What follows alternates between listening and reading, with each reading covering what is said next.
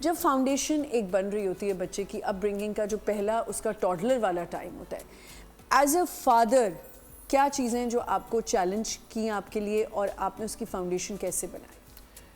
Actually हुआ ये था कि जब मेरी दूसरी बेटी हुई तो मेरी वाइफ ज़्यादा टाइम उनको दे रही थी, तो उस वक्त जो समाविया फ़ातिमा है वो मेरे साथ आई थी, तो वो बेसिकली टाइम था कि हमारी बॉन्डिंग बहुत ज़्यादा स्ट्रॉन्ग हुई। उससे पहले वो अपनी मदर के साथ ही रहती थी, जाहिर है एक बच्चा था तो बच्चा, हाँ। तो लेकिन उसके बाद फिर आपका जो रूटीन होता है तो आपको टाइम कम ही मिल रहा होता है बच्चों के साथ। तो मैंने ये किया कि मैं ब्रेकफास्ट में उसको ज़्यादा से ज़्यादा टाइम देता था।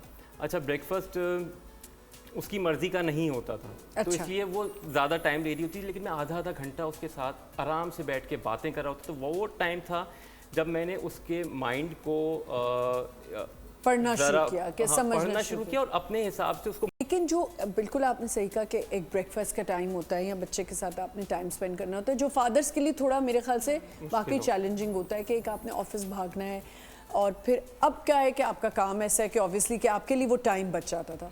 बट जब एक होता है ना अपब्रिंगिंग का टाइम आ रहा होता है, तो ताकि फादर्स जो होते हैं ना वो ज़रा लीनियंट होते हैं बच्चों के साथ, मदर्स ज़रा स्ट्रिक्ट होती हैं।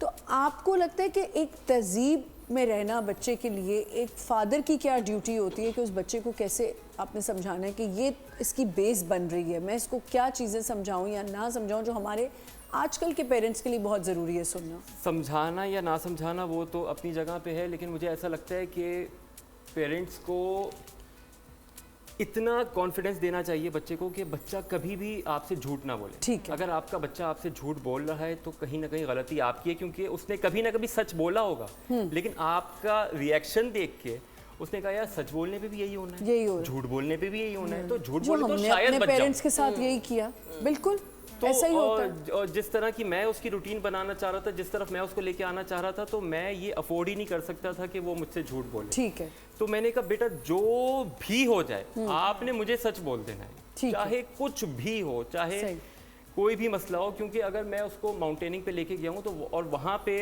वो मेरे साथ झूठ बोल रही है तो वो तो ज़िंदगी मौत का मसला बन सकता है। बिल्कुल बिल्कुल। तो मैंने उससे कहा बेटा अगर आपसे नहीं हो पा रहा ना तो आप मुझे बता दो, माउंटेन यहीं है, ये इसे कहीं नहीं जाना, हम घर चले जाएंगे, हम फिर आ जाएंगे, और ये हमारा कोई ज़िंदगी मौत का मसला नहीं है, हम एंजॉय करने के लिए। बिल्कुल बिल्कुल।